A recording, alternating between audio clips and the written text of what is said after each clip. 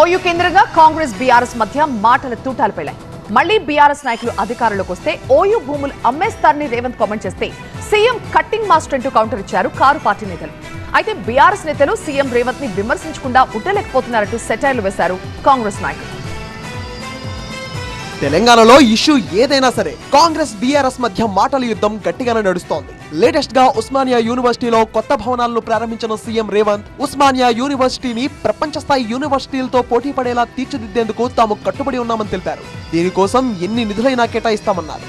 Osmania university 100% ప్రపంచంతో పోటీ పడగలిగే ఒక స్టాన్ఫర్డ్, ఒక ఆక్స్ఫర్డ్ యూనివర్సిటీ స్థాయిలో మనకేం తక్కువ 3 లక్షల కోట్ల రూపాయల బడ్జెట్ ఉంది. ఎవడో 1,00,000 కోట్లు కట్టింది, కూలింది, పోయింది. 1,00,000 కోట్లు గంగలో పోయింది, గోదావరిలో పోయింది. మీకోసం ఒక 1000 కోట్లు ఖర్చు పెట్టడానికి మాకేమన్నా దరిద్రం ఉందా?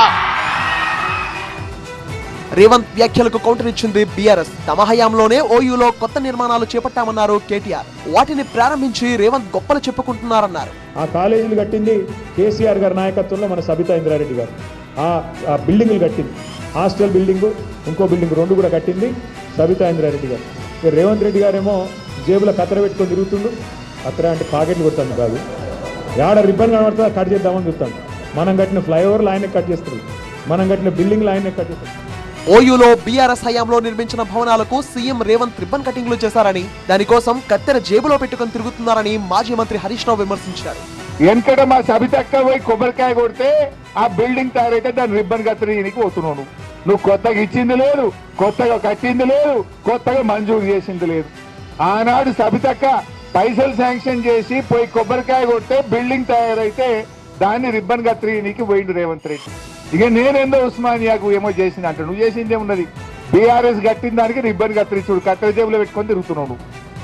అంతకు మించి ఏమన్నా ఉన్నదా? బీఆర్ఎస్ నేతల వ్యాఖ్యలను ఖండించింది కాంగ్రెస్.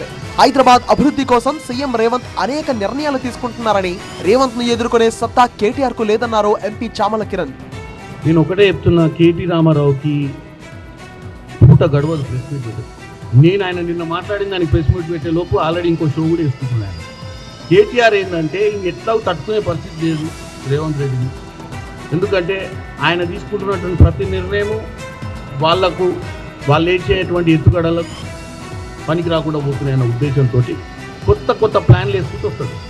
తాము ఏం చేసినా బీఆర్ఎస్ అడ్డుకునేందుకు ప్రయత్నిస్తుందని బీఆర్ఎస్ టార్గెట్ గా సీఎం రేవంత్ రెడ్డి విమర్శలు చేస్తుంటే, అసలు రేవంత్ ఏం చేసినా సగం ఆగమాగమే అంటూ కౌంటర్ ఇస్తోంది బీఆర్ఎస్.